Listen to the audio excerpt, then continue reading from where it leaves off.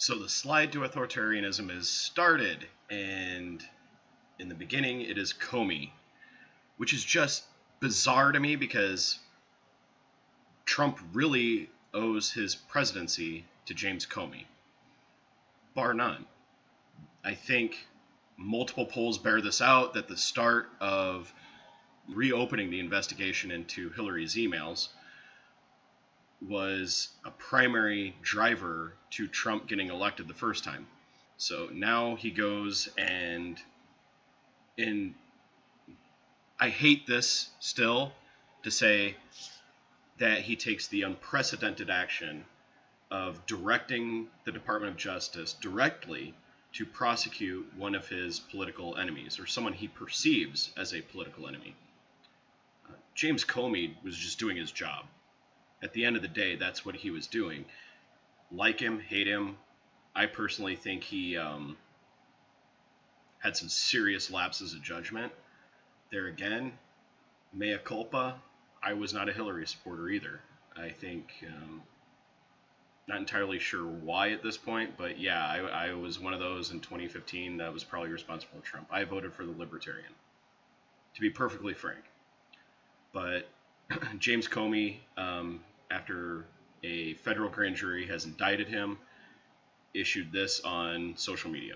My family and I have known for years that there are costs to standing up to Donald Trump, but we couldn't imagine ourselves living any other way. We will not live on our knees, and you shouldn't either. Somebody that I love dearly recently said that fear is the tool of a tyrant, and she's right. Or fear is the mind killer. But yeah, that's some nerd humor there for you. But I'm not afraid, and I hope you're not either. I hope instead you are engaged, you are paying attention, and you will vote like your beloved country depends upon it, which it does. My heart is broken for the Department of Justice, but I have great confidence in the federal judicial system, and I'm innocent. So let's have a trial and keep the faith. That was some pretty strong statement there from Comey. Not much else to say to that. I mean, but first, of course, there's some other things going on. New tariffs, of course, there are new tariffs. Pharmaceuticals, heavy trucks, cabinets, for whatever reason. But before we get into that, I really appreciate you watching this far.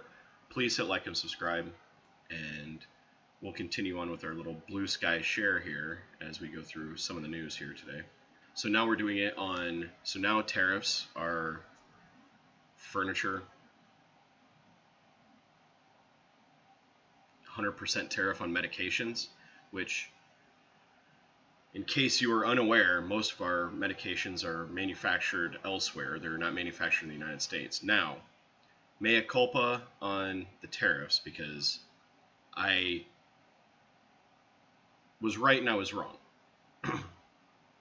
I've been in a semi-good-natured discussion with people about, what the tariffs will do, and temporary pain we both agree on. There would be immediate pain, a lot of pain.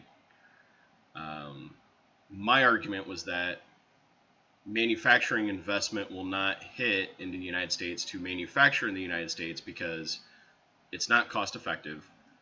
Nobody's going to spend the money to automate these manufacturing facilities. And finally, they're just going to wait him out. Either legal cases or the end of his presidency, whichever one. But factories take a long time to build. They just do. There's no way around it. You can't just snap your fingers and institute a manufacturing facility. And now you couple the ICE raids, like what hit GE in Kentucky this last week. There's not a whole lot of forces driving continued investment into manufacturing in the United States. That being said, there does appear to be a significant amount of investment into the United States in manufacturing. So I was wrong. I was completely wrong, and I will freely admit that. And to that person, my apologies. You were right, I was wrong. Now, that being said, the investment in manufacturing appears heavily lopsided in the pharmaceutical precursor industry and also the chip manufacturing industry with companies like Apple, Facebook, and it's data center intensive, which means that I don't know if your electrical bills have gone sky high like mine have, but mine have gone nuts. And I live in an area that has a lot of data center investment, and it's pretty much directly correlated to increased utility costs. So, is it worth it? Who knows? I guess we will see what happens. I do know this, that farmers are going to get a bailout just like they did last time. Crops that are heavily automated, such as corn. I was just talking to some family members this last week about this. Crops that are heavily automated as far as their harvesting, like corn, soybeans, things like that. Things are not directly food crops. Most of what we grow for this is not for food. It's for food manufacturing and or feed. Those are doing great. However, there is a huge caveat there. A lot of the contracts to export these things, or where we can actually sell them, have gone because of retaliatory tariffs or retaliatory trade policies. So farmers are very practical people. There's going to be a huge oversupply on these crops, and then next year they won't be able to sell them. Point blank, they won't be able to sell them. So they'll go into storage, and the prices on these crops are going to plummet. And then next year, when it comes planting season, they aren't going to plant as much. So then there will be a massive shortage. It'll go way down, and then the pricing will hockey stick. That is what is going to happen. And that's if the farmers survive, because when they can't sell their crops, they cannot recoup their investment. And that's what farming is ultimately. You buy seed, you buy fertilizer, you irrigate. There's a lot of upfront cost that farmers have to shoulder. There's a ton of overhead. And then the only time they can recoup that investment is at harvest. So if there is a massive oversupply and they can't sell, they can't cover all that overhead.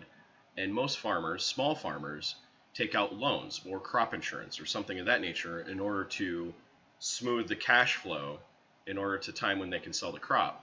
So there are going to be a whole lot of farmers that are going to go bankrupt in the next 6 to 7 months.